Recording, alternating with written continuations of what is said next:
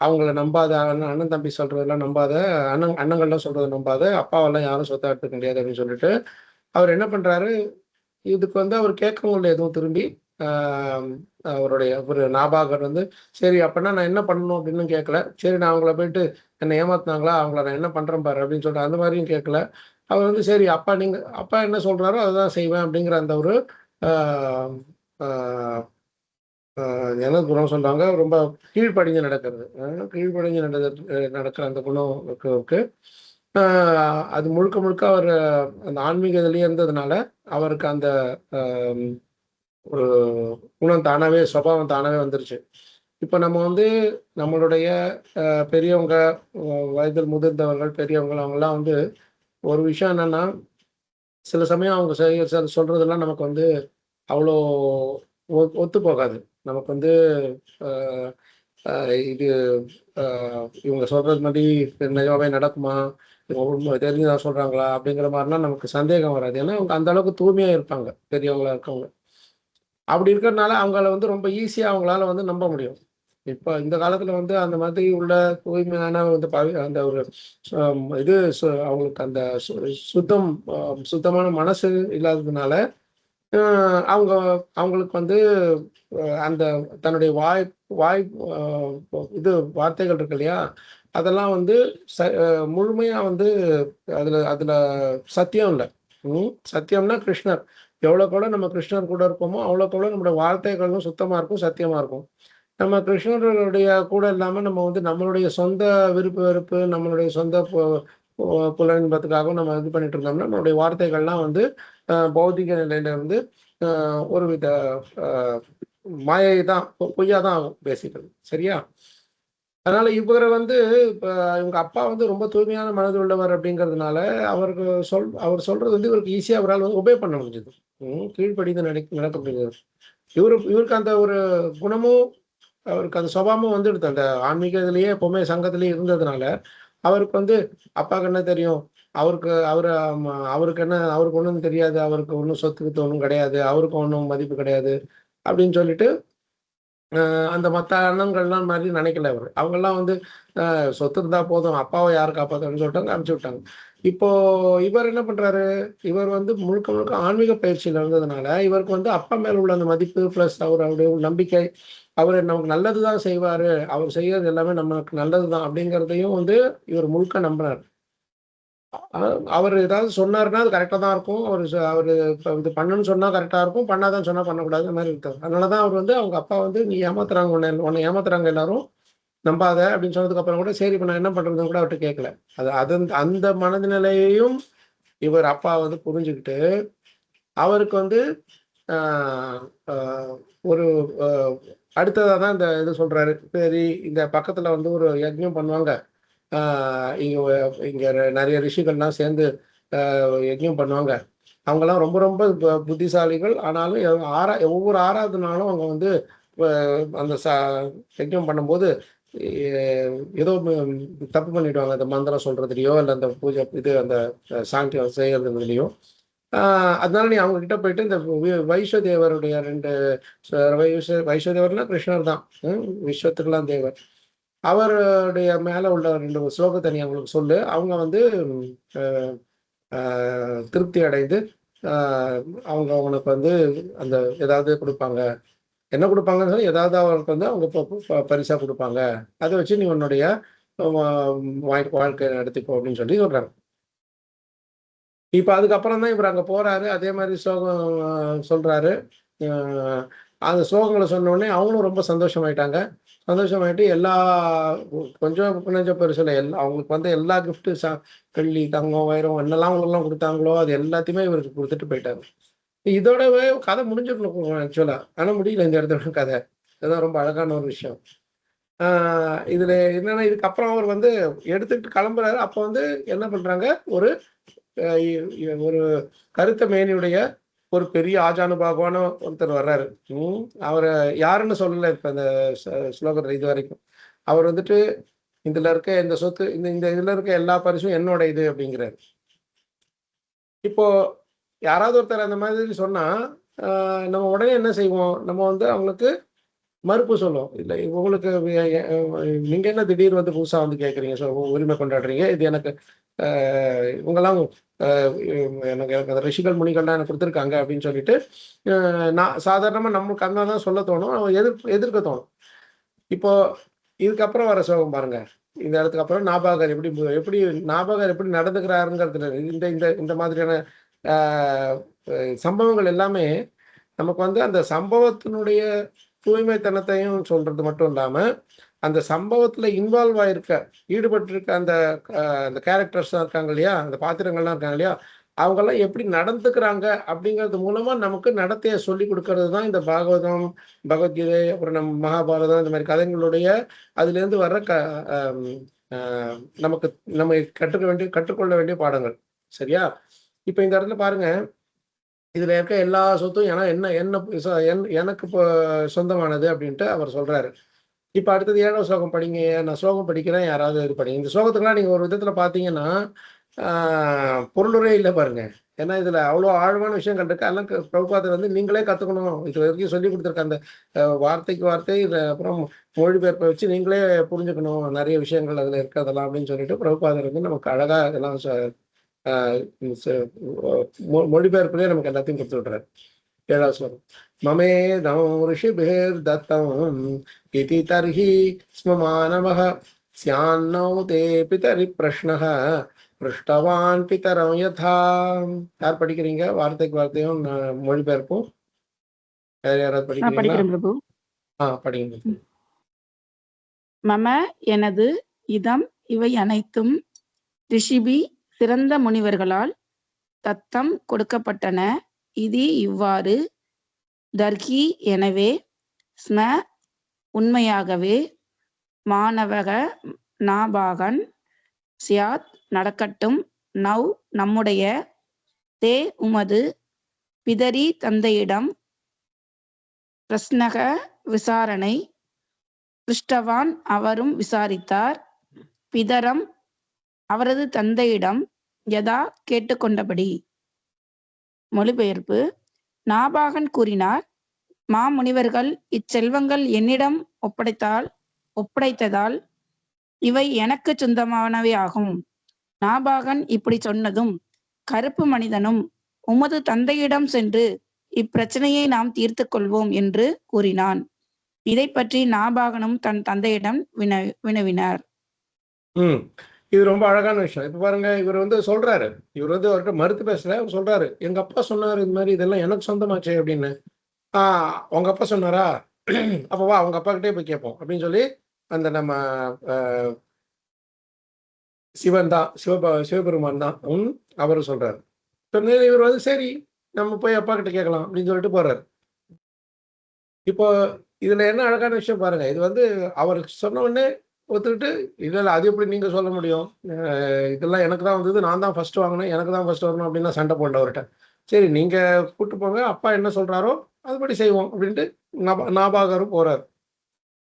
இந்த அளவுக்கு ஒரு அ என்ன சொல்றது? ஒரு எளிமையான ஒரு குணம் இருக்கணும். ஒரு ஒரு நேர்மை நேர்மைங்கிற வார்த்தை நேர்மைங்கிற வார்த்தையில நேருங்கிற ஒரு சத்தம் இருக்கு பாருங்க. நேரா இருக்கிறது. ஸ்ட்ரெய்ட் ஃபார்வர்ட் அப்படிங்கிறாங்கல்ல. Straight forward. நேரா போணும், முன்னேறி போணும். இப்படி வளைஞ்சு கிழஞ்செல்லாம் போகக்கூடாது. இவரு வந்து அப்புறம் அப்பா வந்து பார்த்து சொல்ட்டாருன்னா என்ன பண்றது? ஆ முன்னாடியே நம்ம வந்து இவர்கிட்ட ஆர்க்யூ பண்ணிப்போம். அப்பா மேல நம்பிக்கை இல்ல.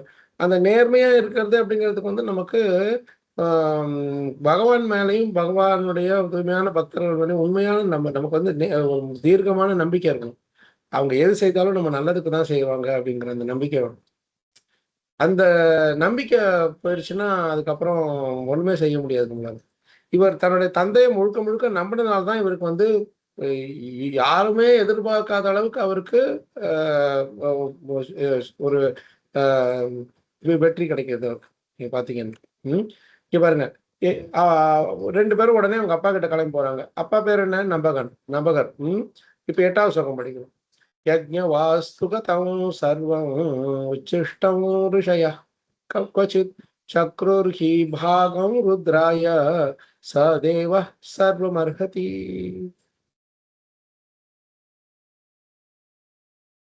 யார் படிக்கிறீங்க? வார்த்தைக்கு வார்த்தை பேர்க்கும். ஹரிகிருஷ்ணா பிரபு. படிக்கிறேன் பிரபு. யார் பிரியா பத்மா மாதாஜி நீங்க படிக்கிறீங்களா? ஹரிகிருஷ்ணா பிரபு படிக்கிறேன் பிரபு.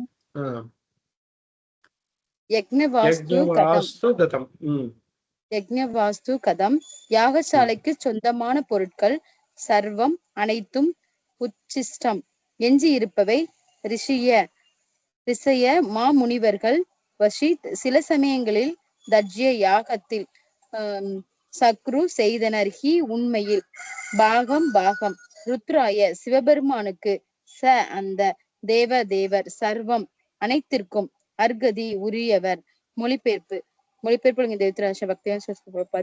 மொழிபெயர்ப்பு நாபாகனின் தந்தை கூறினால் தஜ்ஜ யாகசாலையில் மாமுனிவர்களால் அர்ப்பணம் செய்யப்பட்டவை அனைத்தும் சிவபெருமானின் பாகமாக அவருக்கு அளிக்கப்பட்டவையாகும். எனவே யாகசாலையில் உள்ளவை அனைத்தும் சிவபெருமானுக்கு சொந்தமானவை என்பதில் சந்தேகம் இல்லை. ஹரே கிருஷ்ணா. தேங்க்யூ. எவ்வளவு அழகா சொல்லுங்க. இதுல 2-3 சூப்பரான விஷயம் இருக்கு. ஒரு விஷயம் என்னன்னா, இப்ப இவங்க அப்பா அவரால் சொல்லியிருக்கணும் சிவபெருமான்கிட்ட, இந்த மாதிரி பாவம் பையனுக்கு ஒண்ணுமே இல்லை, நீங்க அவன்கிட்ட கொடுங்களேன் அப்படின்னு சொல்லி அந்த மாதிரி கேட்டிருக்கணும். அப்படியும் கேட்கல. இவர் பையன் கிட்டையும் சரி நீ கொஞ்சம் எடுத்துக்கோ அப்படின்னு அவர்கிட்ட பையன் கிட்டையும் சொல்லல. இப்ப பையன் பையன்னா நாபாகர் கேட்கலாம் நபகரை, நீங்க என்ன எனக்கு பாட்ட ஒரு மந்திரம் சொன்னீங்க, நானும் போய் சொன்னேன், எனக்கு கிடைச்சது. ஆனா இப்ப திடீர்னு ஒருத்தர் கேட்கிறாரு, உங்களை நம்ப முடியுமா நம்ப முடியாதான்னு தெரியலையே, நீங்க ஒரு வார்த்தை சொல்றீங்க, ஆனா அதுக்கெல்லாம் நடக்கிற மாதிரி தெரியலையே அப்படின்னு. யமராஜரை யமகிங்கரர்கள் இப்படியே தான் கேட்பாங்க. அஜாமிலரை கூட்டு வரத்துக்காக போவாங்க இல்லையா, அப்போ அவர் நாராயணன்னு சொன்னதுக்கு அப்புறம் விஷ்ணுதர்கள் இது இனிமே எங்களுடைய ப்ராப்பர்ட்டி அப்படின்னு சொன்னதுக்கு அப்புறமா அவங்க வெறுங்கையோட திரும்புவாங்க. திரும்பும்போது யமராஜர்கிட்ட கேட்பாங்க, உண்மையாவே நீங்க தான் லீடரா இல்லை நாங்க வேற யார்கிட்டயாவது போகணுமா சொல்லிடுங்க.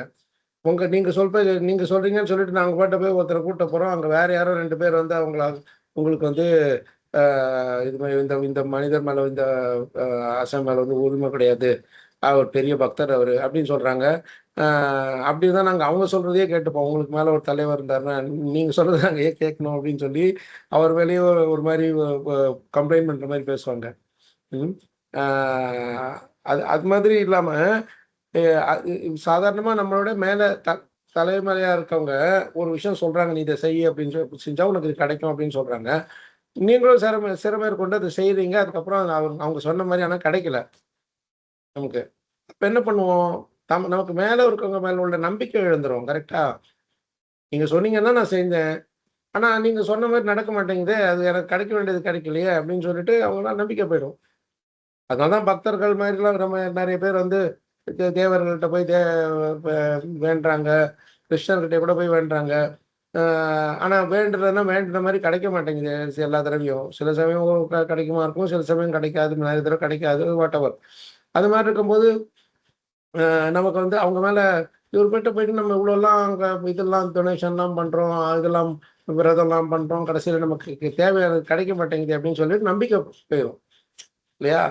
அதனால ஒரு தலைவரா இருக்கவர் அந்த அளவுக்கு சக்தி வாய்ந்தவராக இருக்கணும். அவங்களுக்கு கேட்டதை கொடுக்குற அளவுக்கு மட்டும் இல்லை, அவங்களுடைய நம்பிக்கை இன்னும் வளரணும் அப்படிங்கிறதுக்காக. அதனால்தான் பகவத்கீதையில கிருஷ்ணா சொல்றாரு, யோ யோ யாம் தரும் பக்தா ஸ்ரத்தையாச்சத்தும் இச்சதி தஸ்ய ஆச்சலாம் ஸ்ரத்தாம் தாமிவ விததாமியகம் அப்படின்னு சொல்றாரு. நான் தான் அந்த மற்ற தேவர்களுடைய பக்தர்கள் இருக்காங்க இல்லையா, அவங்களெல்லாம் நான் தான் அந்த தேவர்களுக்கு மூலமா அவங்களுக்கு வேண்டிய கொடுத்துட்டு அவங்களுக்கு அந்தந்த தேவர்கள் இஷ்ட தேவர்களுடைய மேல உள்ள நம்பிக்கையை வளர்க்குறேன். ஆனா நான் தான் அவங்க கேட்க வேண்டியது, அவங்க கேட்குற எல்லா இதையும் நான் தான் கொடுக்குறேன், வர எல்லாத்தையும் நான் அவங்க வரப்பிரசாதம்லாம் நான் தான் கொடுக்குறேன் அப்படின்னு சொல்லி பகவத்கீதையிலே கூட சொல்றாரு இல்லையா? ஸோ அந்த மாதிரி ஒருத்தர் கொடுத்தாதான் அவங்க மேல நம்பிக்கை வருது. பௌதிகமா இருக்கவங்களுக்கு, ஆன்மீக வழியில இருக்கவங்களுக்கு அவங்க கேட்டுட்டு கடைசியில கிடைக்கலன்னா கூட அவங்க என்ன நினைப்பாங்க, சரி இதுக்கு இது வர்றதுல ஏதோ ஒரு சின்ன ஆபத்து இருக்கு போல இருக்கு, பெரிய ஆபத்து வந்திருக்குமோ என்னமோ எனக்கு கிடைச்சிருந்ததுன்னா கிருஷ்ணன் கருணையோட நமக்கு இதை கொடுக்காம நம்மள்கிட்ட அந்த ஆபத்துல இருந்தும் காப்பாத்திட்டாரு அப்படின்னு சொல்லிட்டு நினைக்கிறது தான் உண்மையான பக்குவமான இது, அவங்க மேல உள்ள நம்பிக்கையோட இருக்கிறது. ஆனா நம்ம என்ன பண்ணுவோம், முடிஞ்ச வரைக்கும் முக்கால் என்ன ஆகும்னா, நம்ம எது தேவையோ அது கிடைக்கணும், அது கிடைக்கலன்னா அவங்களுக்கு சக்தி இல்லை, அவங்களுக்கு அந்த இது இல்லை, பவர் இல்லை, இல்லை அவங்களுக்கு வந்து என்னோட கஷ்டத்தை புரிஞ்சுக்கிற அந்த பக்குவம் இல்லை அப்படிங்கிற மாதிரிலாம் நம்ம நினைச்சுப்போம். இது வந்து பக்குவமின்மையான ஒரு நிலையில இருக்க சுபாவம், அவங்களுடைய செயல்பாடு இப்படிதான் இருக்கும். ரைட்டா? ஆனா இங்க என்ன பண்றாரு, இப்ப அவங்க அப்பா சொல்றாரு, ஆமாப்பா இது எல்லாமே அந்த சிவபெருமானுக்கு தான் சொந்தம், அவர் தான் இவர், சிவபெருமான் தான் இவர் தான் சொந்தம். இதுல என்னன்னா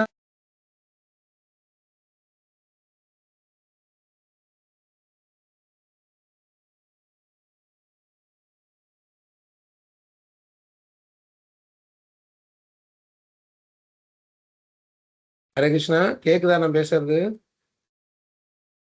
இப்பதான் பிரபு கேக்குது, கொஞ்ச நேரம் கேட்கல. யாரோ என்ன ரிமூவ் பண்ணிட்டாங்கன்னு எனக்கு மெசேஜ் வந்து. யார் ரிமூவ் பண்ணாங்கன்னு தெரியல. சரி, எங்க எங்க நின்னுது உங்களுக்கு? எங்க வாய்ஸ் போயிடுச்சு சார்? Prabhuji last 30 seconds. 30 செகண்ட்ஸா? 30 சொன்னதோட நின்னுச்சு பிரபு. என்னது? சிவபெருமான். அதான் அவங்க அப்பா வந்து சிவபெருமான். சாரி சாரி, சிவபெருமானுக்கு தான் எல்லாம் உரியதுன்னு சொல்ற வரைக்கும் கேக்குது பிரபு. ஓகே, சிவபெருமான் வந்து இது எல்லாம் என்னோட இதுன்னு சொல்ற வரைக்கும் கேட்டுதா? சரி, அதுதான் இப்ப சாதாரணமா வந்து சிவபெருமான் வந்து சிவபெருமான் வந்து எல்லாமே தன்னுடையது அப்படின்னு சொல்லி சொல்றாரு. அதை வந்து அப்படியே போய் உங்க அப்பா கிட்ட சொல்றேன்னு, அப்பா வந்து என்ன சொல்லியிருக்கணும், இது சிவபெருமானுக்கு கிட்ட வந்து நீங்க யாராவது என் பையனுக்கு கொஞ்சம் கொடுங்க, பரவாயில்ல உங்களுக்கு தான் எல்லாம், ஆனா அவர் கொடுங்க அப்படின்னு கேட்டிருக்கணும். இல்ல பையன்கிட்ட வந்து சரி நீ வந்து இன்னும் கொஞ்சம் நேரம் கழிச்சு உனக்கு நான் இன்னொன்னு தரேன், அதை வச்சு நீ ஏதாவது அப்படி ஏதாவது கேட்டிருக்கணும். அது மாதிரி ஒன்றும் சொல்லலை. அவர் ஒரே ஒரு விஷயம் தான் சொல்றாரு. என்ன சொல்றாரு, இது எல்லாமே சிவனுக்கு சொந்தமானதுதான் அப்படின்னு. அப்ப வந்து பையனும் கேட்டுக்கலாம், அப்படின்னா நீங்க எனக்கு என்ன எதுக்கு அங்க அனுப்பிச்சுவீங்க, சிவபெருமானுக்கு தான் சொந்தம் அப்படின்னா அவங்க கிட்ட போயிட்டு அவ்வளவு தூரம் போய் கெஞ்சி கேட்டு எனக்கு ஒன்றும் கிடைக்கலையே, பலன் கிடைக்கலையே அப்படின்னு சொல்லி கேட்டுக்கலாம். அவரும் கேட்கல. இதெல்லாம் என்ன அர்த்தம்னா, பக்குவமா இருக்கவங்க வந்து நான் சரி, எனக்கு பெரியவங்க வந்து இது சொல்றாங்க, இதை நான் செய்யறேன், இது செய்யறதுனால எனக்கு வந்து இது கிடைக்கும் அப்படின்னு அவங்க சொல்றாங்க, நானும் அதை நம்பிதான் செய்யறேன். ஆனா ஏதோ ஒரு காரணத்தால எனக்கு இது கிடைக்கல. அப்படி கிடைக்கலன்னா உடனே வந்து இந்த யார் வந்து எனக்கு சொல்லி கொடுத்தாங்களோ அவங்களுக்கு சக்தி இல்லை, அவங்களுக்கு அறிவு இல்லை, அவங்களுக்கு புத்தி இல்லை அப்படின்னு சொல்றது, இல்லைன்னா எனக்கு வேற ஏதாவது முயற்சி கொள்வான்னு ட்ரை பண்றது, இது எல்லாமே வந்து பக்தி இதுக்கு எதிர்மறையான செயல்கள். இதெல்லாம் இந்த மாதிரி நம்ம செய்யக்கூடாது. அவங்க சொல்றாங்க, அவங்க சொன்னபடி நடந்தது செய்யறோம், அதுபடி நடக்கலைன்னா அதுக்கு கிருஷ்ணர் ஏதோ கடைசியா இது வச்சிருக்காரு. பகவத்கீதை சொல்றாரு இல்லையா, எல்லாமே நான் அவங்க நல்லதுக்காக தான் நான் செய்யறேன், நான் எது செய்யறதா இருந்தாலும் அல்டிமேட்லி என்கிட்ட இருந்து தான் வருது அப்படின்னு சொல்றாரு. நம்ம உடனே வந்து கிருஷ்ணர் மேலே நம்பிக்கை விட்டுறோம், என்ன கிருஷ்ணரும் இதே மாதிரி பண்றாரு அப்படின்னு சொல்லிட்டு நம்ம கேட்டதெல்லாம் கிடைச்சே ஆகணும் அப்படிங்கிற அந்த ஒரு தீவிரமான ஒரு பற்றோட வந்து நம்ம வந்து ஒரு விதத்தை அப்படியே பிடிச்சிட்டு உட்காந்து இருந்தோம்னா, எனக்கு அதுக்கு கிடைக்க வேண்டியது கிடைச்சே ஆகணும் அப்படின்னு இருந்தோம்னா, நமக்கு வந்து அதுல வருத்தமும் ஏமாற்றமும் வருத்தமும் ஒரு வெறுப்பும் தான் மிஞ்சும். அது மாதிரி இருக்கக்கூடாது. எது நடந்தாலும் அதுல வந்து கிருஷ்ணர் ஏதோ ஒரு நன்மைக்காக தான் செய்யறாரு, ஏதோ நம்மளை வந்து இதை திருத்த பாக்குறாரு, என்கிட்ட ஏதோ ஒரு குறை இருக்கு, ஒரு விஷயத்த ரொம்ப நான் அப்படியே அட்டாச்சோட இருக்கேன், ரொம்ப அப்படியே பற்றுதலோட இருக்கேன், அதுல என்ன வெளியில கொண்டு வரதுக்காக பகவான் ஏதோ ஒரு சின்ன இது செய்யறாரு. அதனால அது வந்து நான் அதுல இருந்து வெளில வர்றதுக்கு அவர்கள் முழுசா நம்புறோம். ஏன்னா பகவான் மாதிரி ஒரு கருணையுடையவர் நமக்கு கிடைக்கவே மாட்டாங்க. அந்த அளவுக்கு கருணையுடையவர் யாருமே கிடையாது ஃபர்ஸ்ட் ஆஃப் ஆல். ஸோ இதனால இங்க நீங்க பாத்தீங்கன்னா இவருடைய நடத்தையில, இவருடைய எப்படி நடந்துக்கிறாரு நாபாகர், அவங்க அப்பா வந்து ஆமா இது எல்லாமே சிவனுக்கு தான் சொந்தம் அப்படின்னோடனே, எனக்கு அப்ப வேற ஏதாவது கொடுங்க, ஏன் வந்து இந்த மாதிரி ஏமாத்தீங்களாம் கேள்வியெல்லாம் கேட்கல, அவர்கிட்ட அதெல்லாம் கேட்கல. அப்பா சொல்றாரு நான் செய்யறேன், ஒபீடியன்ஸ் அதுதான் முக்கியமானது. ஸோ இப்போ இந்த இடத்துல அப்புறமா பாருங்க, இதுக்கு அடுத்தது ஒரு அழகானது 9வது ஸ்லோகம். நாபாகஸ்தம் பிரணம்யாக தவேஷ கில வாஸ்துகம் இத்யாஹமே பிதா பிரம்ம சிரசா துவாம் பிரசாதயே. யார் படிக்கிறீங்க? ஹரே கிருஷ்ண பிரபு. படிக்கவா பிரபு? படிங்க. உடனே சிவபெருமானை வணங்கிய நாபாகன் பின்வருமாறு கூறினார். வணக்கத்திற்குரியவரே, இந்த யாகசாலையில் உள்ள அனைத்தும் உங்களுடைய என்று என் தந்தை வலியுறுத்துகிறார். எனவே நான் பெரும் மரியாதையுடன் தங்கள் முன் சிரம் தாழ்த்தி வணங்கி என்னிடம் கருணை கொள்ளும்படி வேண்டுகின்றேன். ஹரே கிருஷ்ணா. இதுல ஒரு கனெக்ஷன் நம்ம பார்க்கணும். எங்கன்னா 4வது ஸ்கந்தத்துல தக்ஷர் யஜ்ஞம் பண்ணுவாரு. அதுல என்ன பண்ணுவாரு, அந்த அந்த யஜ்ஞம் பண்ணும்போது சிவனை தவிர மற்ற எல்லாருக்கும் இதனுடைய பாகம் இது முடிஞ்சதுக்கு அப்புறம் அவங்களுடைய ஆவிர் பாகம் சொல்லுவாங்கல்ல, அது உண்டு, அவங்க எல்லாருக்கும் கிடைக்கும், சிவனுக்கு மட்டும் கிடைக்காது அப்படின்னு சொல்லுவாங்க. கரெக்டா? அதுக்கு இந்த யாகம் மோஸ்ட்லி அதுக்கு அப்புறம் நடந்தா இருக்கும். ஏன்னா இந்த தக்ஷயஜ்ஞம், அந்த தக்ஷயஜ்ஞத்துல எல்லாமே சிவனுக்கு தான் சொந்தம் அப்படின்னு சொல்லிட்டு தக்ஷனுக்கு அந்த ஆட்டுத்தலை வச்சிருவாங்கல்ல, அது வச்சதுக்கு அப்புறம் நடக்கிறதா இருக்கணும். ஏன்னா இந்த தடவை அதே தக்ஷயஜ்ஞத்துல எல்லாமே சிவபெருமானுக்கு தான் போய் சேரும் அப்படின்னு சொல்லிட்டு சொல்றாங்க. அவங்க அப்பாவும் சொல்றாரு. அதையே திரும்பி சொல்றாரு. யாரு? நம்ம நாபாகர். பகவானே, இந்த இதுல இருக்க யஜ்ஞசாலையில் உள்ள எல்லாமே உங்களுக்கு தான் சொந்தம், இதுதான் எங்க அப்பா சொல்றாரு. அதனால நான் ஒரு கிரேட் ரெஸ்பெக்ட், நான் உங்களை என்னுடைய தலை வணங்கி நான் உங்களுடைய கருணை வேண்டுகிறேன் அப்படின்னு சொல்றாரு. எவ்வளவு அழகான ஒரு விஷயம் பாருங்க. எவ்வளவு அழகா அவர் பிஹேவ் பண்றாரு பாருங்க. அவங்களுடைய நடத்தையிலேருந்தே நமக்கு எவ்வளவு பக்தி இருக்கு அப்படின்னு தெரிஞ்சுக்கலாம். அப்பாவை பற்றி திட்டவும் இல்லை, சிவபெருமான்கிட்டையும் சண்டைக்கு போல, என்ன கேட்டாரோ அதை அப்படியே கொடுத்துடுறாரு. அப்பா சொல்றாரு, அப்பா தான் இவருக்கு குரு. அப்பாவும் அந்த ஆன்மீக குரு கிட்ட கத்துட்டு வந்ததும் ஒண்ணு, இவங்க அப்பாவும் குருங்க. அந்த அளவுக்கு அவரும் தகுதி வாய்ந்தவரா இருக்காரு நபகரும் சொன்ன மாதிரி. ஸோ இப்போ இந்த இடத்துல அவர் என்ன சொல்றாரு, இது அப்பா சொல்றதுதான் கரெக்டு, இது எல்லாம் உங்களோடது, தயவு செய்து மன்னிச்சிருங்க, நீங்க எடுத்துக்கோங்க, எனக்கு உங்களுடைய கருணை மட்டும் கொடுங்க அப்படின்னு சொல்லிட்டு கேட்குறேன். எவ்வளவு அழகா இருக்கு இந்த ஸ்லோகத்தில் சொல்றது. இதுதான் உண்மையான பாகவத நடத்தைன்னா இதுதான். இந்த மாதிரி நம்ம நடந்துக்க முடியலன்னா நம்மளால எவ்வளவுதான் நம்ம பாகவதம் படிக்கிறோம் இப்படி அப்படின்னு போட்டா இது ரொம்ப வளைஞ்சு இந்த ஸ்ட்ரெயிட் ஃபார்வர்டா இல்லாம திருப்பி ஒரு மாதிரி குறுக்கு புத்தியோட நம்ம யோசிச்சோம்னா நமக்கு வாழ்க்கையில நிம்மதியும் இருக்காது. நம்மளால எந்த வித விஷயத்தையும் நம்மளால சரியா செய்து முடிக்க முடியாது, தீர்க்கமா செய்து முடிக்க முடியாது. நம்மளுடைய மனசு இல்லாம ஒரு மாதிரி கன்ஃபியூஸா ஒரு மாதிரி ஒரு குழப்பமாவே இருக்கும்.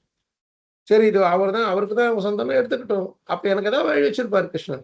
எங்க குரு மகாராஜ் எப்பவுமே சொல்லுவாரு, திரு மகாவிஷ்ணு உசா மகாராஜ், ஏதாவது போச்சா, கிருஷ்ணர் ஏதோ வேற ஏதோ பெட்டர் திங் ஏதோ இதை விட நல்ல ஒரு விஷயம் வச்சிருக்காரு. அதனால அதை பத்தி ரொம்ப கவலைப்படாது, நீ பாட்டு உன்னுடைய பக்தியை செய்துட்டே இரு.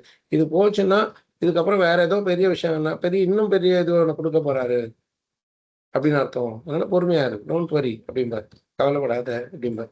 இது ரொம்ப அழகான ஒரு விஷயம். இதுக்கப்புறம் இப்ப பாருங்க, இவர் சிவபெருமானுக்கும் பெரிய ஒரு நமஸ்காரம் பண்ணிட்டு அப்பா சொல்றதான் கரெக்டா, அதனால நீங்களே எடுத்துக்கோங்க அப்படின்னு சொல்லிடுறாரு. யத்தே பிதாவத தர்மம் தொஞ்ச சத்யம் பிரபாஷசே ததாமி தே மந்திரதிருஷோ ஞானம் பிரம்ம சனாதனம். நான் படிக்கிறேன் பிரபு. ஹரே கிருஷ்ணா. படிங்க மத்த. மொழிபெயர்ப்பு சிலபெருப்பாதாக்கு ஜெய். வேர்ட் டு வேர்ட் படிக்கணுமா? ஆமா ஆமா. ஓகே. யத் எதையெல்லாம், தே உன், பிதா தந்தை, அவதாத் விளக்கினாரோ, தர்மம் உண்மை, துவம் ச நீயும், சத்தியம் உண்மை, பிரபாஷயே பேசுகிறாய், ததாமி நான் கொடுப்பேன், தே உனக்கு, மந்திர திருசக மந்திர வித்தையை அறிந்துள்ள, ஞானம் அறிவு, பிரம்ம உன்னதமான, சனாதனம் நித்தியமான. மொழிபெயர்ப்பு சிலபெருப்பாதுக்கு ஜெய். சிவபெருமான் கூறினார், உன் தந்தை கூறியதெல்லாம் உண்மைதான், நீயும் அதே உண்மையைத்தான் பேசுகிறாய். எனவே வேத மந்திரங்களை அறிந்துள்ள நான் உனக்கு பிரம்ம ஞானத்தை உபதேசிக்கின்றேன். பாருங்க, இதுதான் இந்த ஸ்லோகத்துல தான் நமக்கு தெரிய வரும், நம்ம பெரியவங்களுடைய இதை நம்ம அப்படியே அவங்களுடைய இதை தீர்க்கமா நம்பி அவங்க சொல் பேச்சை கேட்டு கீழ்ப்படிந்து நடந்தோம்னா, அவங்கள முழு நம்பிக்கையோட கீழ்ப்படிந்து நடந்தோம்னா நமக்கு என்ன கிடைக்கும் அப்படிங்கிறது. அந்த மற்ற அண்ணன்கள்லாம் வந்து அப்பா மேல நம்பிக்கை வைக்கல. அவரோட சொத்து மேலதான் அவங்களுக்கு கண் இருந்தது. அதனால அவங்களுக்கு அந்த அவங்களுடைய கொஞ்சம் கொஞ்சம் சொத்து, அதுவும் அழிஞ்சு போகிற சொத்து தான். அது எல்லாம் நம்ம போகும்போது எடுத்துக்கிட்டா போறோம். அதுதான் கிடைச்சது அவங்களுக்கு. ஆனா இவருக்கு பாருங்க, அப்பா சொல் பேச்ச முழுமையா நம்பி எதுவுமே கிடைக்கல. கடைசி வரைக்கும் டெஸ்ட் வருது பாருங்க. அண்ணங்கள் முதல்ல ரிஜெக்ட் பண்ணாங்க. அப்பா வந்து இவருக்கு வந்து ஒரு வழி சொல்றாரு, அந்த வழியும் ஃபெயில் ஆகுது. அதையும் ஒத்துக்கிறாரு. அவங்க சிவபெருமானே வந்து இதெல்லாம் என்னோடதுன்னு சொல்றாரு. நார்மலா வந்து சிவன், கிருஷ்ணர்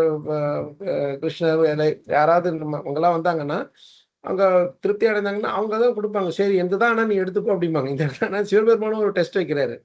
இது என்னோடது, எனக்கு சொந்தம் அப்படிங்கிறாரு. அப்படியா, அப்ப நீங்க எடுத்துக்கோங்க அப்படின்னு ரொம்ப தாராளமா அவர் கொடுத்துடுறாரு. அதுக்கப்புறம் திரும்பி வராரு. அப்பா திரும்பியும் அவரை வந்து ஏமாத்திடுறாரு. ஏமாத்துறது இந்த சென்ஸ் அவரை வந்து கைவிட்டுறாரு. ஐ மீன் ஃப்ரம் அ பௌதிக் பாயிண்ட் ஆஃப் வியூ சொல்லணும் நான். அவர் வந்து ஆமாமா அது அவருக்கு தான் சொந்தம். அதையும் ஒரு பேர் கேட்கல, பேச்சு கேட்கல. இவர் சொல்றாரு இது சிவா அவருக்கு தான் சொந்தம்னே, தயவு செய்து என்ன மன்னிச்சிடுங்க, இது எல்லாம் உங்களுக்கு தான் சொந்தம். இது எங்க அப்பாவுடைய இறுதி கூற்று. இதை வந்து நான் சிறமேற்கொண்டு ஏற்றுக்கிறேன். அவங்களுக்கு வந்து நான் திருப்பி கொடுத்துட்றேன். தயவுசெய்து மன்னிச்சிருங்க, உங்களுடைய கருணை மட்டும் கொடுங்க. அப்படின்னா அப்ப சிவபெருமான் வந்து கருணையோட இருந்தாருன்னா என்ன ஃபர்ஸ்ட் கொடுப்பாரு? சிவபெருமான் வந்து ஒரு சம்பிரதாயத்துக்கே மூலம் அவரு ருத்ர சம்பிரதாயம். அதோட இல்லாம வைஷ்ணவான மெத்தா சம்பு, பகவானுடைய குணாவதாரம் வேற. இது எல்லாத்துக்கும் மேல ஒரு நிறைய விஷயங்கள்ல அவருக்கு வந்து பகவானுக்கு ஈக்குவலா அவருக்கு வந்து சக்தி இருக்கு எல்லாம். அப்படி இருக்கவர் அவருக்கு எது வந்து இருக்கிறதுலயே ஒரு வேல்யூபிள், ரொம்ப மதிப்பு மிக்கது அப்படின்னு நினைக்கிறாரோ அதை தானே அவர் வந்து கொடுப்பாரு. அதை தான் இப்ப என்ன கொடுக்குறாரு அவருக்கு? நான் உனக்கு ஆன்மீக பிரம்ம ஜானத்தை நான் உனக்கு வழங்குகிறேன். அவ்வளவு அழகான விஷயம் பாருங்க. நம்ம வந்து கீழ்ப்படிந்து நடந்தோம்னா நமக்கு நம்ம என்ன வேணும்னு நினைச்சுக்கிட்டு போறோமோ அதை விட அதிகமா நமக்கு கிடைக்கும். அதுதான் இங்க முக்கியமான விஷயம். பாருங்க, அவர் வந்து நான் உனக்கு பிரம்ம ஜானத்தை, சனாதனம், அதாவது டிரான்சென்டென்டல் நாலேஜ், சனாதன தர்மத்தை வந்து நான் உனக்கு வழங்குகிறேன், பிரம்ம ஜானத்தை உனக்கு வழங்குகிறேன். கிட்டத்தட்ட பாகவதத்தை தான் அவர் சொல்றாரு, வேற ஒன்றும் இல்லை. பாகவதத்தை நான் உனக்கு வழங்குகிறேன் அப்படிங்கிற. ரைட்டா? இதுதான் கீழ்ப்பணிந்து நடந்து ஒரு முழு நம்பிக்கையோட அவங்க வந்து பகவானா இருந்தாலும் சரி, பகவானுடைய தேர்ந்த பக்தர்களா இருந்தாலும் சரி, நம்மளுடைய வயசுல பெரியவங்க விருத்தாசிரயம்னு சொல்லுவாங்க. விருத்தாசிரயம்ங்கிறது ரொம்ப முக்கியமான ஒரு விஷயம். விருத்தாசிரயம்ங்கிறது வந்து நமக்கு விட பெரியவங்க, அது ஞானத்துல பெரியவங்களா இருக்கலாம், வயசுல பெரியவங்களா இருக்கலாம்.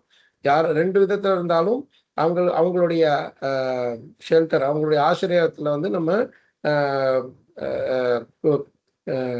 ஆன்மீக விஷயங்கள்லாம் கத்துக்கிட்டு அவங்களுக்கு சேவை செய்தோம்னா தானாவே நமக்கு வந்து எல்லா விதமான முக்கியமான விஷயங்கள் எல்லாம் தேவை, அதெல்லாம் கிருஷ்ணர் கொடுப்பார். இது எல்லாத்தையுமே வந்து இவங்க கொடுக்குறாங்கன்னு நம்ம நினைச்சுக்க கூடாது. கிருஷ்ணர் இவங்களை இன்ஸ்பயர் பண்றார். இவங்களுக்கு வந்து அந்த ஒரு இதை கொடுக்குறாரு, ஒரு சூச்சனை வந்து கொடுக்குறாரு. நீங்க வந்து சரி இது அவங்களுக்கு கொடு, அவங்களுக்கு இந்த ஆன்மீக விஷயத்த கொடுங்க அப்படின்னு சொல்றாரு. அதுக்கப்புறம் தான் பரமாத்மாவா இருந்துட்டு அவங்க கிட்ட சொன்னதுக்கு அப்புறம் அவங்க அதை செய்யறாங்க. இப்ப சிவபெருமான் வந்து அந்த அளவுக்கு திருப்தி அடைஞ்சிட்டாரு இவர்கிட்ட. நீ வந்து எனக்கு மட்டும் நீ வந்து சேவை செய்யல, உங்க அப்பாவுக்கும் சேவை செய்யற. உங்க அப்பா ஒரு பெரிய பக்தர், கம்ப்ளீட்லி செல்ஃப் சாட்டிஸ்ஃபைடா இருக்கிறது. அதாவது முழுக்க திருப்தியோட எனக்கு இருக்கிறது போதும், வேற எதுவும் வேண்டாம். எனக்கு எது தேவையோ, ஆன்மீக சேவைக்கு எது தேவையோ அதை கிருஷ்ணர் கொடுப்பார். அதுல வந்து நமக்கு அவநம்பிக்கையோ இல்லை வந்து ஒரு சந்தேகமோ தேவையே இல்லை. நிச்சயமா நமக்கு எது தேவையோ அதை கொடுப்பாரு. அது எப்போ கொடுப்பாருன்னா, நம்ம கிட்ட இருக்கிறது எல்லாத்தையுமே நம்ம ஆன்மீக சேவைக்காக மட்டுமே நம்ம உபயோகப்படுத்தணும்னா பகவானுக்கு நம்ம நம்பிக்கை வரும். சரி, நான் உனக்கு எல்லாத்தையும் நான் உனக்கு வந்து சரி நீ எல்லாத்தையும் நான் எது கொடுத்தாலும் அதை நீ ஆன்மீக சேவைக்கு தான் யூஸ் பண்ற, அதனால உனக்கு நான் எது தேவையோ அதை நான் கொடுக்குறேன் அப்படின்னு கொடுத்துருவாரு. நம்ம என்ன பண்ணுவோம்? எனக்கு ஆன்மீக சேவை கொஞ்சம் வேணும், என்னோட புலன்பத்தையோ பூர்த்தி பண்றதுக்கும் எனக்கு சிலது வேணும் அப்படின்னு சொல்லி நம்ம கேட்டுருக்கும் போது அதுவும் வந்து என்னன்னா நம்மளுடைய கர்மத்துக்கு ஏற்றபடி வரும். புலனின்பத்துக்கு தேவையான விஷயங்கள்லாம் கர்மத்துக்கு, நம்மளுடைய கர்மத்துக்கு படி எது கிடைக்கணுமோ அது கிடைக்கும். எது கிடைக்க கூடாது, எதுக்கு கிடைக்கிறதுக்கு வாய்ப்பு இல்லையோ அது வராது. ஸோ நம்ம அந்த விதமான பக்குவமான ஒரு நிலைக்கு வரணும் அப்படிங்கிறதுக்கு தான் இந்த மாதிரியான லீலைகள்லாம் நமக்கு பாஸ்ட் டைம்ஸாக நமக்கு சொல்லி கொடுக்குறாங்க. அது மூலமாக நமக்கு இதை புரிஞ்சுப்போம் அப்படிங்கிறதுக்காக. அதனால இப்போ வந்து நாபாகருடைய இதுலேருந்து என்ன நம்ம தெரிஞ்சுக்கணும்? கம்ப்ளீட்டாக முழு நம்பிக்கை, முழுக்க அடிபணிந்து கீழ்ப்படிந்து நடக்கிறது, அவங்க சொல் பேச்சை கேட்டு நடக்கிறது, பெரியவங்களுக்கு அவங்களுடைய சொல் பேச்சை கேட்டு நடக்கிறது தான் அவங்க பண்ணுற பெரிய சேவை. அதை செய்யறது. அதுக்கப்புறம் அவங்க எது செய்தாலும் நம்ம நல்லதுக்கு தான் செய்கிறாங்க அப்படிங்கிற அந்த முழு நம்பிக்கையோடு இருக்கிறது. எதுவாக இருந்தாலும் நமக்கு தேவையோ அதை அவங்க வந்து நமக்கு நிச்சயமாக கொடுப்பாங்க அப்படிங்கிற அந்த மனப்பக்குவம், அந்த அந்த முழு நம்பிக்கையும் இருக்கணும். அது இருக்கும்போது இப்போ பாருங்க, அது அவங்க நினைச்சதை விட அதிகமாக ஆன்மீக அறிவு பாகவத தர்மத்தையும் அவர் வந்து சொல்லித்தரார். யாரு? சிவபெருமானே சொல்லித்தரார். அவ்வளோ அழகான ஒரு விஷயம் பாருங்க. இப்ப அடுத்த ஸ்லோகம் படிக்கலாம். கிரகாண திரவிணம் தத்தம் மத்சத்ர பரிசேஷிதம் இத்யுக்த்வாந்தர்ஹிதோ ருத்ரோ பகவான் தர்மவத்சலக. இதுல சிவபெருமானை வந்து ரொம்ப அழகா ஒரு வார்த்தையோட சொல்லியிருக்காங்க, தர்மவத்சல. கிருஷ்ணருக்கு வந்து கிருப்பணவத்சல, தீனவத்சல, பக்தவத்சல அப்படிங்கிற அந்த பேர்லாம் உண்டு. இங்க வந்து சிவபெருமானுக்கு தர்மவத்சலன்னு ஒரு பேர் உண்டு. பகவான், அவரையும் பகவான் தான் சொல்றாங்க, பகவான் தர்மவத்சல. தர்மவத்சலன்னா தர்மத்தை ஒரு இம்மி அளவு கூட பிசுறாம அப்படியே கடைபிடிக்கிறவர் அவர். தர்மத்தை அதான் தர்மவத்சலம். தர்மத்தை ப்ரொடெக்ட் பண்றவர், தர்மத்தை கடைபிடிக்கிறவர். தர்மத்தை நம்ம எப்படி ப்ரொடெக்ட் பண்ண முடியும்? தர்மத்தை எப்படி நம்ம காப்பாற்ற முடியும்? தர்மத்தை காப்பாற்றணும்னா அதை பின்பற்றும் போது எவ்வளோக்கு எவ்வளோ நம்ம தர்மத்தை வந்து ஸ்ட்ரிக்டா பின்பற்றுறோமோ அந்த அளவுக்கு நம்ம தர்மத்தை காப்பாற்றுவோம். இவன் செய்யல, அவன் செய்யல அப்படின்னு ஒவ்வொருத்தரையா நம்ம பாயிண்ட் அவுட் பண்ணிட்டு நானும் செய்ய மாட்டேன் அப்படின்னு சொன்னோம்னா நம்மளால தர்மத்தை காப்பாற்ற முடியும். தர்மத்தை காப்பாற்ற 100 பேர் தர்மத்தை கடைப்பிடிக்கலன்னா கூட நம்ம வந்து ஸ்டில் நம்ம வந்து நம்மளுடைய கடைப்பிடிக்க வேண்டிய தர்மத்தை நம்ம கடைப்பிடிச்சோம்னா அந்த தர்மம் நம்ம காப்பாற்றும். அதுதான் யுதிஷ்டிர மகாராஜும் சொல்றாரு பாண்டவர்கள் கிட்ட காட்டில் இருக்கும்போது, தர்மோ ரக்ஷது ரக்ஷிதகன்னா என்ன சொல்றாரு? தர்மத்தை காப்பாற்றுபவர்களை, தர்மத்தை கடைபிடித்து காப்பாற்றுபவர்களை தர்மம் காப்பாற்றும். அதான் முக்கியம். நம்ம சும்மா தர்மம் தலை காக்கும் தர்மம் எப்படி தலை காக்கும்? நீங்க தர்மத்தை அடிபணிஞ்சு தர்மத்தை கடைபிடித்தோம் என்றால் நம்ம தர்மத்தை காப்பாற்றுவோம். தர்மத்தை நம்மளை பார்த்து மக்கள் சொல்லுவாங்க, ஒரு நல்ல தர்மத்தை கடைபிடிக்கிறார், நம்மளும் கடைபிடிப்போம் அப்படின்னு. எத்யத் ஆச்சரித்து சிரேஷ்டஸ் தத்த தேவை தரோஜனா. இல்லையா? நம்ம தர்மத்தை கடைபிடித்தோம்னா தர்மம் நம்மளை காப்பாற்றுவோம். நம்ம கிடைக்க வேண்டிய நல்ல விஷயங்கள், நல்ல செல்வங்கள் எல்லாமே கிடைக்கும். அதை பார்த்துட்டு மக்கள் எல்லாம் இவர் தர்மத்தை கடைபிடிக்கிறதுனால தான் இவருக்கு நல்லது எல்லாம் நடக்குது, நம்மளும் பண்ணுவோம் அப்படின்னு சொல்லி பண்ணுவாங்க. இல்லையா? சரி, இப்ப வந்து இந்த ஸ்லோகத்தினுடைய வார்த்தைக்கு வார்த்தை படிக்கணும். யார் படிக்கிறீங்க?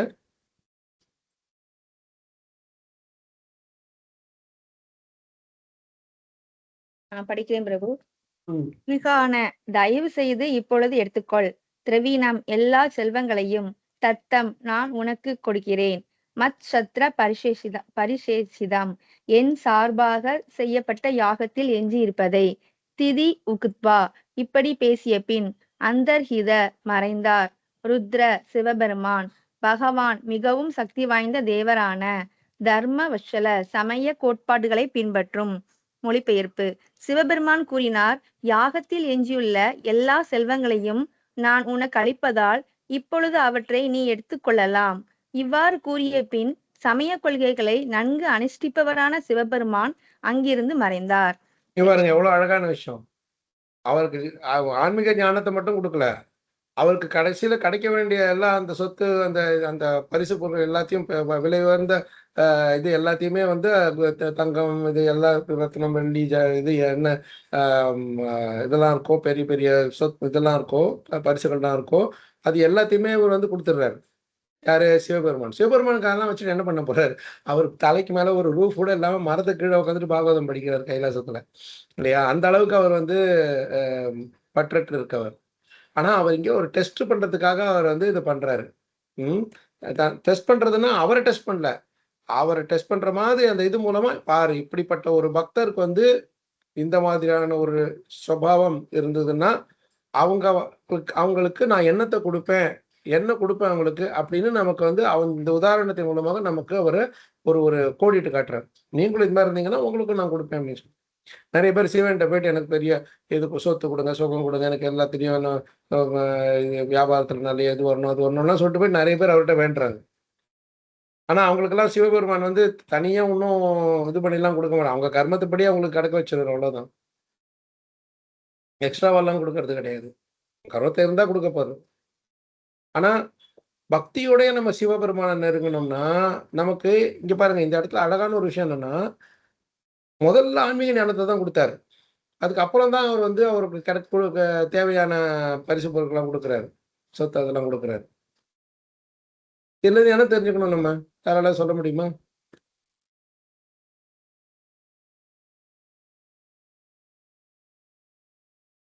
ஏன் முதல்ல ஆன்மீக ஞானத்தை கொடுக்குறாரு, அதுக்கப்புறம் இந்த சொத்து இதெல்லாம் கொடுக்குறாரு?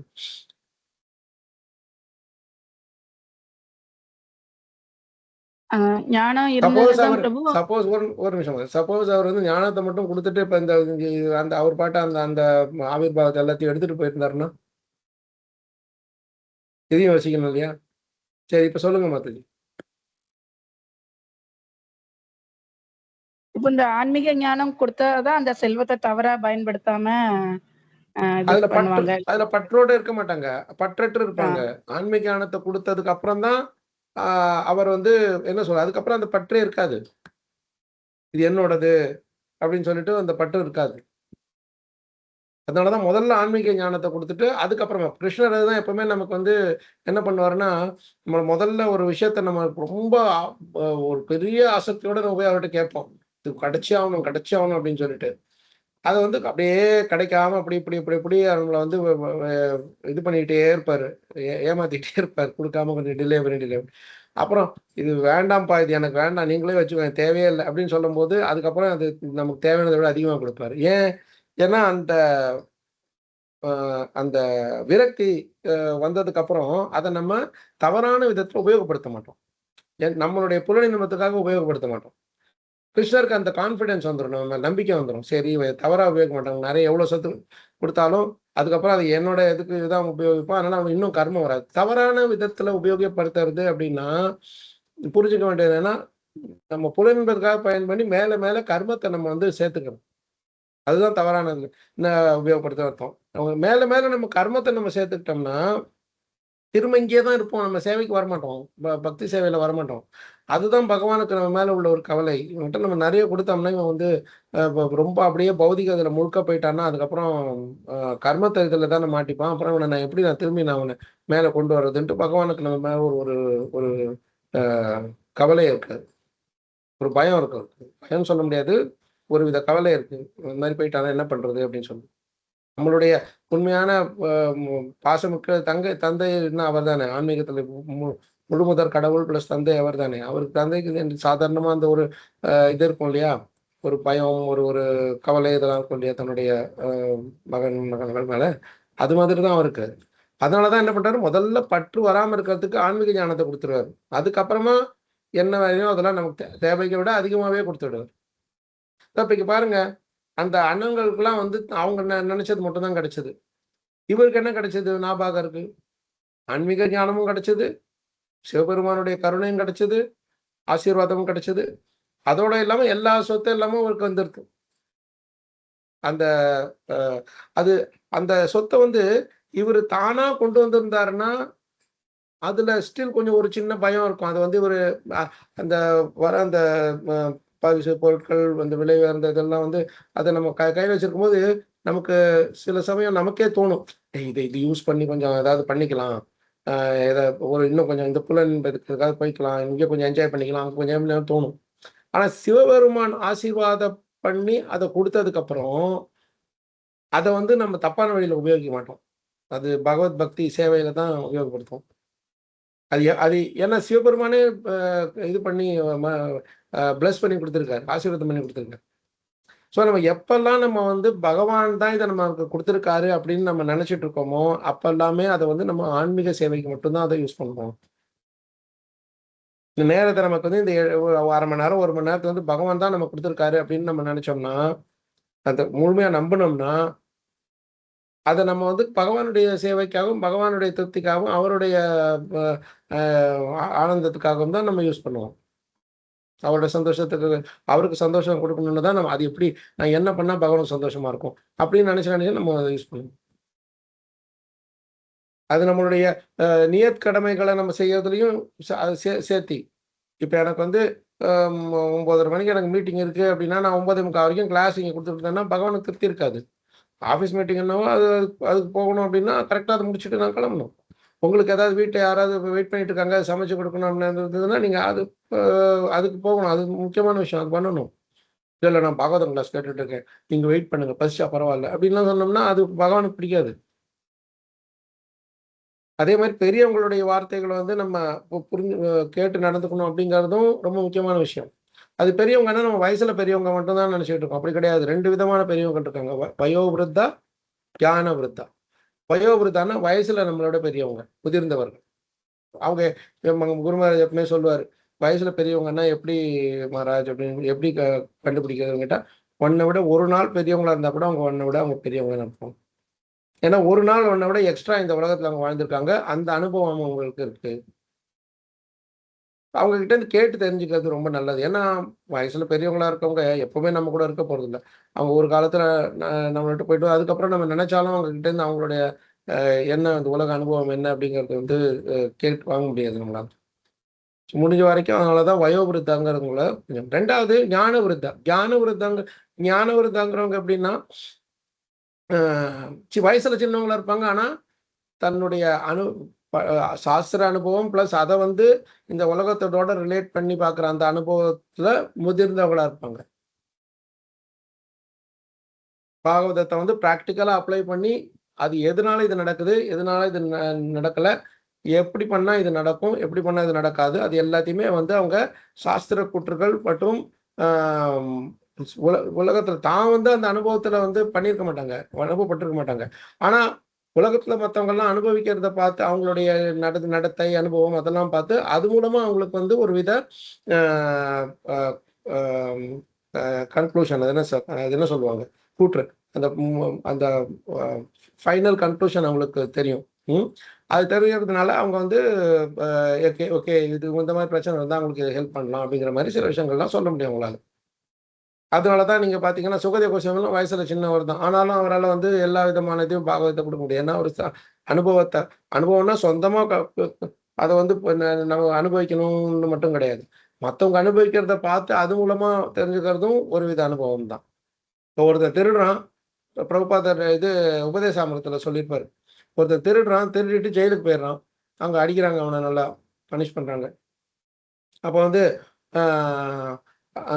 அதை பார்த்துட்டு திருடுறது தப்பு, அதனாலதான் அது அனுபவம், பார்த்து கத்துக்கிற அனுபவம். இல்லை நான் திருடி அடி வாங்கி அதுக்கப்புறம் தான் நான் வந்து புரிஞ்சுப்பேன் அப்படின்னா அது லோவர் லெவல். சில பேர் வந்து திருடுறது தப்பு, திருடுனா அந்த மாதிரி பனிஷ் வந்து தண்டிப்பாங்க அப்படின்னு சொல்லிட்டு ஒருத்தர் சொல்லி அதை கேட்டுக்கிட்டாலே அது பெரியவங்க சொல்லி கேட்டுக்கிறது. இந்த மாதிரி விதவிதமான வகையில நம்ம அனுபவத்தை கத்துக்கிறதுக்கு இருக்கு. ஸோ இப்போ இங்க பாருங்களேன், இப்போ இவர் வந்து என்ன சொல்றாரு, இது அவர் நீ எல்லா சொத்து சுகம் எல்லாமே எடுத்துக்கோ, உனக்கு நான் ஆன்மீக ஞானத்தையும் கொடுத்துட்டேன், ஏன்னா நீ வந்து என்ன முழுக்க என்ன திருப்திப்படுத்திட்ட. இதுதான் முக்கியமான விஷயம். சும்மா பிரார்த்தனை மட்டும் போயிட்டு பண்ணோம், சிவபெருமான் பிரார்த்தனை பண்ணோம், ஒரு முருகர் பிரார்த்தனை பண்ணோம், கிருஷ்ணர் பிரார்த்தனை பண்ணோம், அந்த மாதிரி போனா மட்டும் அந்த பிரார்த்தனையுடைய உள்ள என்ன அர்த்தம் இருக்கு, அவர் நம்மளை என்ன செஞ்சா நம்ம மேல வந்து அவருக்கு ஒரு பாசம் வரும் பகவானுக்கு அப்படிங்கிறத புரிஞ்சுட்டு அது போய் நடக்கணும். அதுதான் பக்தி. சரியா? இப்ப இதுக்கெல்லாம் முடிச்சதுக்கு அப்புறம் கடைசியில பலசுத்திக்கு வராங்க. 12வது ஸ்லோகம். யே தத் சம்ஸ்மரேத் பிராத்தः சாயம் ச சுசமாஹிதः கவிர் பவதி மந்திரஜ்ஞோ கதிம் சைவ ததாத்மனः. யார் படிக்கிறீங்க?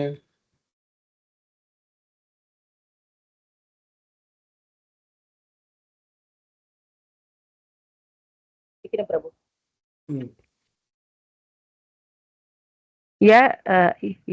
யார் ஒருவர் ஏதத் இச்சம்பவத்தை பற்றி சம்ஸ்மரேத் நினைக்கிறாரோ, பிராதக காலையில், சாயம் ச மாலையிலும், சுசமாஹிதக கவனத்துடன், கவிஹி கல்விமான், பவதி ஆவார், மந்திரஜ்ஞக வேத மந்திரங்களை நன்கு அறிந்தவராக, கதிம் கதிஹி கதிஹி ச கூட, ஏவ உண்மையில், ததா ஆத்மனக தன்னுறவு பெற்ற ஆத்மாக்களைப் போல. மொழிபெயர்ப்பு: இக்கதையை காலையிலும் மாலையிலும் மிகவும் கவனத்துடன் கேட்பவர், சொல்பவர் அல்லது நினைப்பவர் நிச்சயமாக கற்றறிந்தவராகவும் வேத மந்திரங்களை அறிவதில் அனுபவம் உள்ளவராகவும் தன்னுணர்வில் கைதேர்ந்தவராகவும் ஆவார்.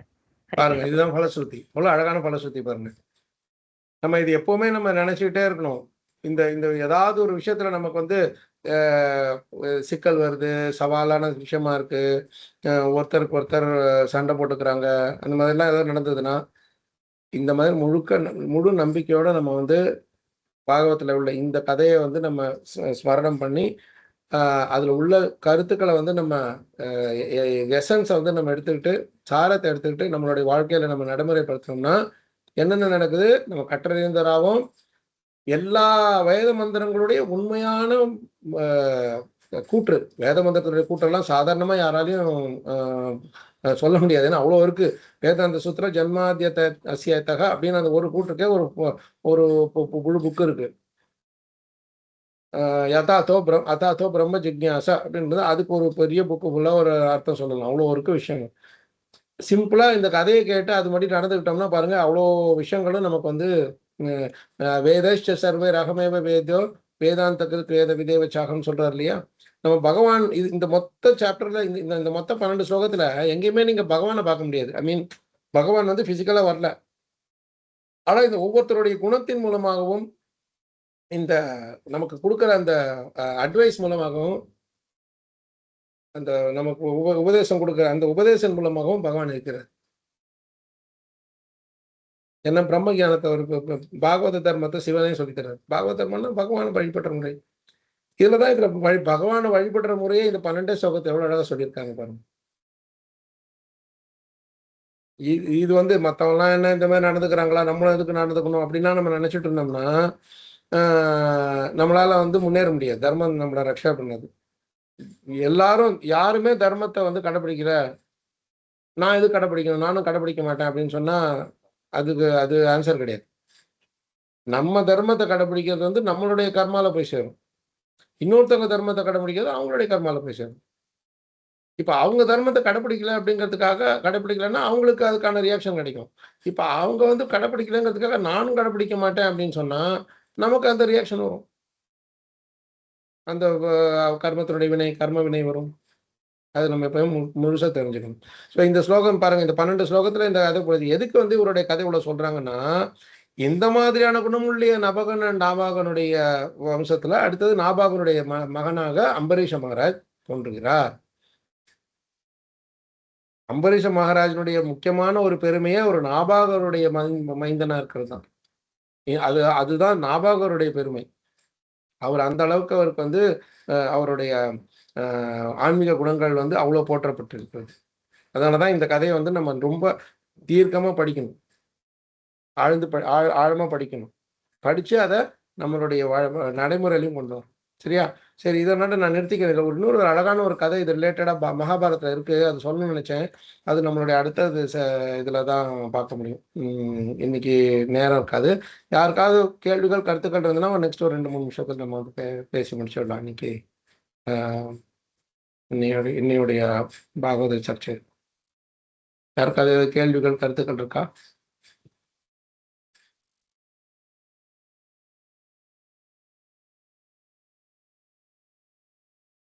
ஹரே கிருஷ்ணா பிரபுஜி. ஹரே கிருஷ்ணா மாதாஜி, சொல்லுங்க. தண்டவத் பிரணாம். பிரபுஜி, பெரியவங்க அப்படின்னா எப்படி எடுத்துக்கிறது பிரபுஜி? இந்த மாதிரி பெரியவங்க வந்து ஆன்மீகத்துல கிருஷ்ண கான்சியஸ்ல இருக்கவங்களா, இல்ல நம்ம பெரியவங்கன்னா நம்ம அம்மா மாமியார் எல்லாம் சொல்றது அப்படியே கேக்குறதா பிரபுஜி? ஏன்னா அவங்களோட எண்ணம் எல்லாம் வந்து ரொம்ப மெட்டீரியலிஸ்டிக்கா, பிளஸ் வந்து என்ன சொல்றது, நல்ல குணங்கள் இருக்குங்கிற மாதிரி இல்ல. அப்படி இருக்கும்போது எப்படி பிரபுஜி? இந்த கேள்வியை நாங்க எங்க குரு மகாராஜ்ல கேட்டோம். குரு மகாராஜ் ரொம்ப கிளியரா சொல்லிட்டாரு. உங்க அப்பா அம்மா மாமனார் மாமியார் இல்ல அக்கா தம்பி ரிலேஷன்ல எல்லாரும் இருப்பாங்க, நிறையவங்க பெரியவங்க எல்லாம் இருப்பாங்க. அவங்க எல்லாம் வந்து பாக்குறதுக்கு வந்து வெளியில இருந்து பாக்குறதுக்கு பௌதிகவாதிகள் மாதிரிதான் இருப்பாங்க. ஆனா ஒரு விஷயம் நம்ம தெரிஞ்சுக்க வேண்டியது என்னன்னா, அவங்க என்னதான் அவங்க வந்து பௌதிகவாதிகள் மாதிரி தெரிந்தாலும் அவர்கள் ம். வந்து முக்கியமா அம்மா அப்பா அவங்கெல்லாம் வந்து நம்மளுடைய அஹ், நட நட வாக்கிங் பாகவதாஸ் அப்படிம்பாரு எங்க மாதிரி. என்னன்னா ஓகே. அவங்களுடைய அஹ், ரத்தம் அவங்களுடைய சாப்பாடு போட்டு சாப்பிட்டு தான் நம்ம வளர்ந்துருக்கோம். ஸோ நமக்கு இங்கே பக்தி ம். வருது அப்படின்னா அவங்களுடைய அஹ், அஹ், பங்களிப்பு இல்லாம வந்திருக்காது. அதனால ம். அவங்களுக்கு பக்தி இல்லாம நமக்கு வந்து பக்தி வர்றதுங்கிறது சான்ஸே கிடையாது. ஏதாவது இருக்கு, உள்ளுக்குள்ள இருக்கு. அது வெளியில தெரியாம இருக்கலாம். என்ன ஓகே ஓகே. அதோட இல்லாம ம். இப்ப நீங்க ஒரு விஷயத்துல பாத்தீங்கன்னா, நம்மளை விட அவங்களுக்குலாம் வசதிகள் ரொம்ப கம்மியா இருந்தது. அவங்களுக்கு நம்மலாம் சின்ன வயசா இருக்கும்போது. ஆ இப்ப ஆமாங்க நமக்கு பிரபுஜி. வந்து இப்ப ம். வந்து எல்லாம் நினைச்சீங்கன்னா, சும்மா ஓவர் நைட்ல நீங்க ஒரு 2 பிஹெச்கே, 3 பிஹெச்கேன்னு எவ்வளவு காசு வேணாலும் குடுத்து ஒரு இஎம்ஐன்னு போட்டு வாங்கிக்கலாம். அந்த காலத்துல இஎம்ஐங்கிற கான்செப்ட் எல்லாம் இல்லையே. ஆமா. அந்த மாதிரிலாம் ஒண்ணும் பெரிய இந்த கான்செப்ட்லாம் வச்சு இல்லையே அவங்க. அதோட இல்லாம அவங்க வந்து டாக்டர் வீட்டுக்கு போனா கூட நம்மலாம் இப்ப புக் பண்ணி நீங்க மெடிசின் வாங்கிரலாம். வீட்லயே கொண்டு வந்து குடுத்துருவாங்க. அவங்கலாம் நம்மள தூக்கிட்டு ஓடணும் அவங்க கிலோமீட்டர் கணக்கா. அப்பல்லாம் வந்து நினைச்சப்பல்லாம் வண்டி வராது. எவ்வளோ கஷ்டப்பட்டுலாம் அவங்க வளர்த்துருப்பாங்க. அதுவும் கொஞ்சம் இது வயசானதுக்கு அவங்க அவ்வளோ தூரம் இதில் சைக்கிள்லையோ அல்லது இப்போல்லாம் காரில் ஈஸியாக போயிடலாம் நம்ம. அப்போல்லாம் அவங்கெல்லாம் போக முடியாது. ஸோ நம்ம அந்த நிலைமைகள் எல்லாமும் நம்ம யோசிச்சு பார்க்கணும். அவ்வளோலாம் ஒரு கஷ்டங்கள் இருக்கும்போது அவங்களுக்குலாம் வந்து 70s, 80s, 90s எல்லாம் மற்றுச்சு அப்போல்லாம் நம்ம இட் வாஸ் வெரி டிஃபிகல்ட் ஒன்று பார்த்தீங்கன்னா இல்லையா. உங்களுக்கு அந்த மாதிரியான நிலைமையில கூட அவங்க வந்து அ வேற வழி இல்ல. பேசிக் சாப்பாடு இதுக்கே இவ்வளவு கஷ்டப்படணும்னா, அவங்களுக்கெல்லாம் எப்படி பாகவதம் படிக்கிறதுக்கு நேரம் இருக்கும்? ம்.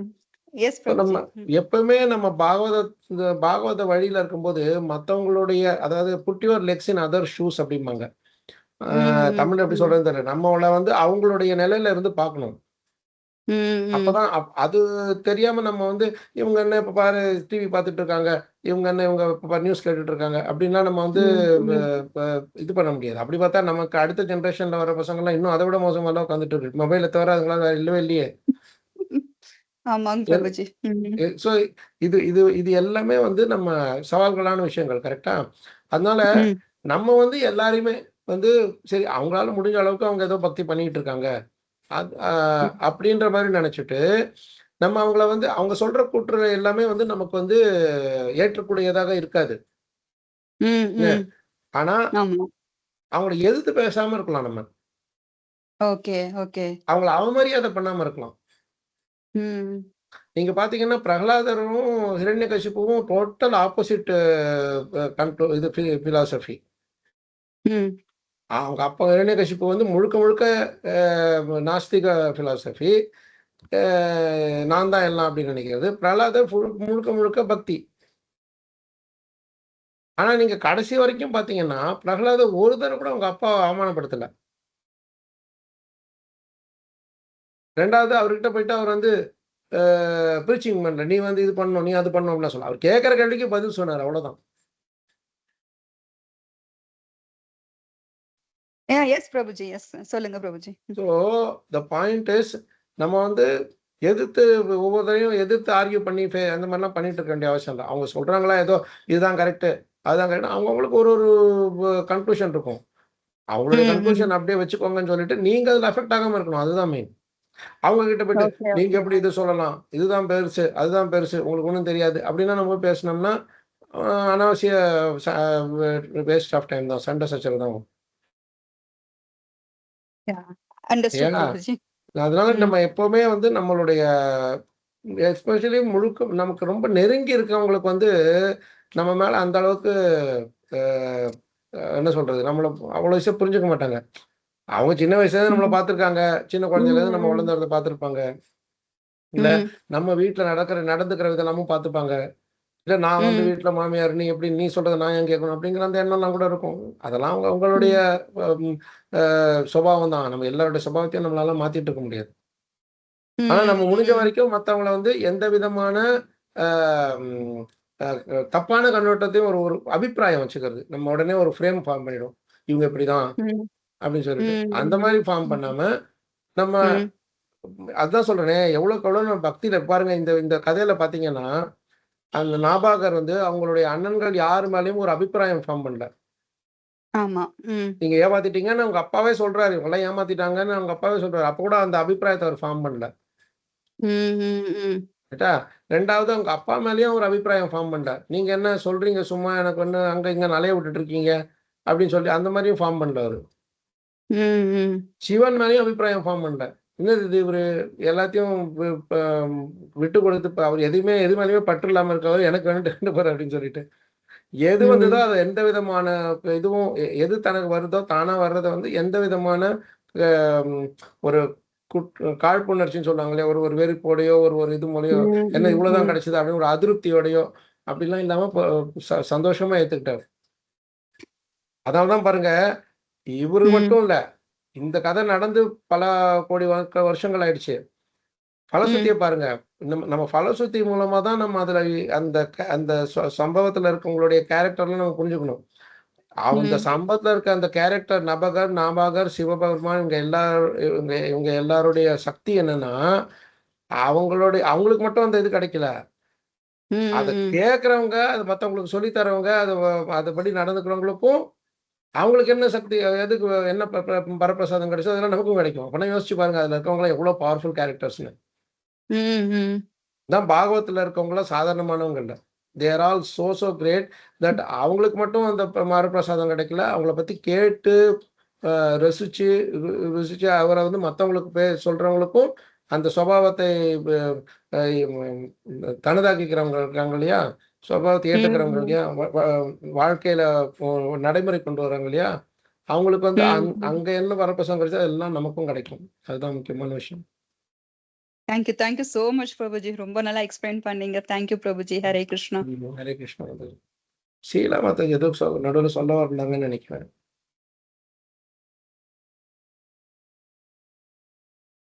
சொல்ல வந்தீங்களா மாதாஜி? ஷீலா மாதாஜி இல்ல, ஒரே ஒரு சந்தேகம் பிரபு. நம்ம நடக்கிறதுல கர்மாக்கு தந்தாப்புலதான் நடக்கிறது, கர்மாக்கு தந்தாப்புலதான் பகவான் கொடுப்பா. அப்ப நம்ம இப்ப பண்ற இந்த பக்தி சாண்டிங், பாகவதம் படிக்கிறோம், பகவத்கீதா, அதெல்லாம் வந்து அதோடைய பலன் எப்ப தருவார் கடவுள்? அதோட பலன் ஆல்ரெடி கொடுத்துட்டு இருக்காரு. நமக்கு பக்தியோட பலன்லாம் ஆல்ரெடி நமக்கு உடனே கிடைச்சிடும். அது எப்படின்னா, நம்ம பக்தி பண்ணோம்னா இன்னைக்கு பக்தி பண்ணோம்னா அடுத்த நாள் பக்தி பண்றோம்னா அது நேற்று பக்தி பண்ணதனுடைய பலன் தான். பக்தி பண்றதே அவருடைய கருணை தான்.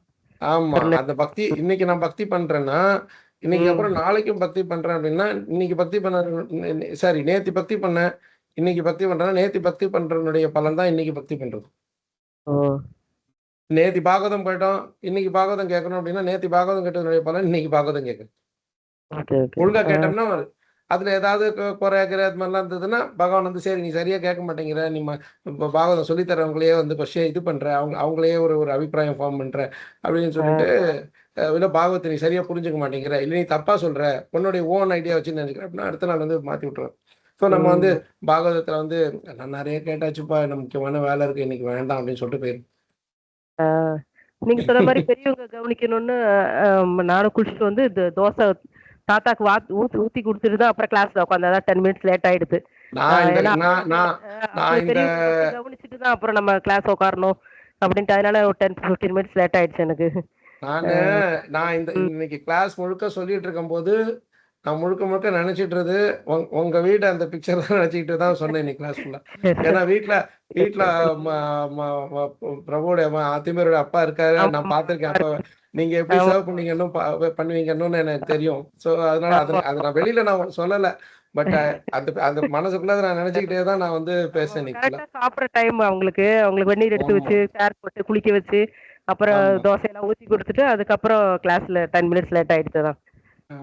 ஆக்சுவலா மற்ற டிவோட்டிஸ் எல்லாம் தெரியாது. ஷீலா அக்கான்னு கூப்பிடுவாங்களா, ஷீலா மாதாஜி. அவங்க என்னுடைய க்ளோஸ் ஃப்ரெண்டனுடைய அக்கா. அவங்க வீட்டுல வந்து திருச்சியில தான் இருக்காங்க. அவங்க பிரபுவனுடைய அப்பா 94 96 அவருக்கு 94 பிரபு 94 பிரபுவோட அப்பாவுக்கு வந்து அவங்களுடைய மாமனாருக்கு வந்து 94 வயசாகுது.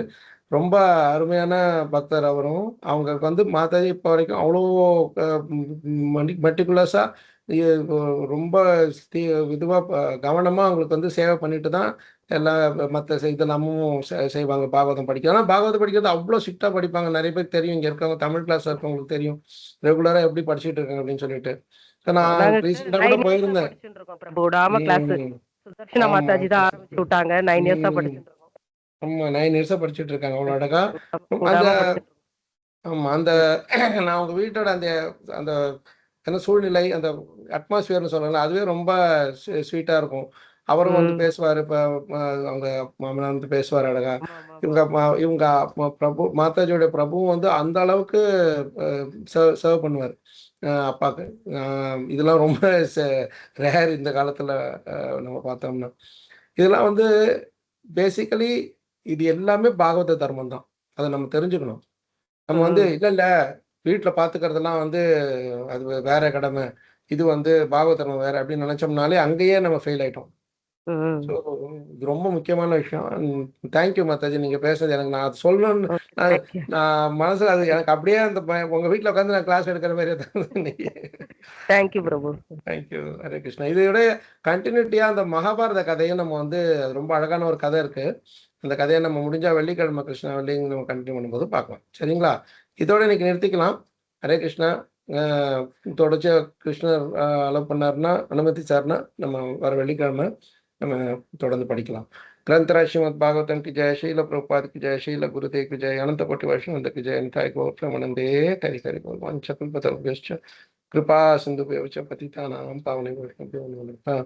अनंत कोटि वैष्णव की जय। ரொம்ப நன்றி பிரபு மாதாஜி. ஹரே கிருஷ்ணா. ரெண்டாவது பண்ணலாம். ஹரே கிருஷ்ணா. தேங்க்யூ. ரெண்டாவது பண்ணலாம். தேங்க்யூ பிரபு.